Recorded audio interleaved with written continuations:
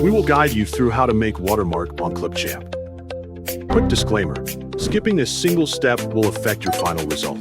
So you need to follow this step-by-step guide carefully. If this guide helpful, don't forget to like and subscribe. First, don't forget to comment if you still need our help or want to ask something, and we will reach you as soon as possible. Second, make sure Clipchamp is already installed on your device before you begin the editing process. Once the application is ready, double-click Clipchamp to open it on your computer. After Clipchamp opens, click the Create a New Video button to create your project and enter the editing workspace. At the top of the workspace, click the Size option to view the available video dimensions. A list of aspect ratios will appear, showing different formats that you can choose for your project.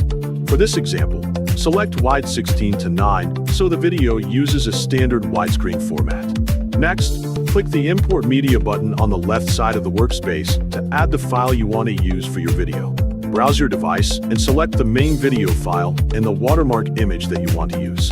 After selecting both files, click the Open button to import them into Clipchamp. If you want to create a watermark using assets provided by Clipchamp, open the Content library and choose a suitable asset.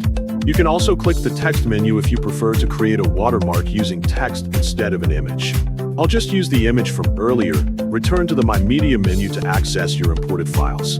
Then, drag and drop the main video onto the timeline. Place the watermark image on the track directly above the main video by dragging and dropping it into position.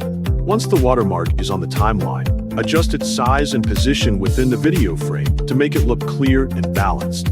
Next, go to the right panel and click Adjust Colors to access the available adjustment controls. Find the transparency setting and adjust the watermark transparency to your personal preference for the video.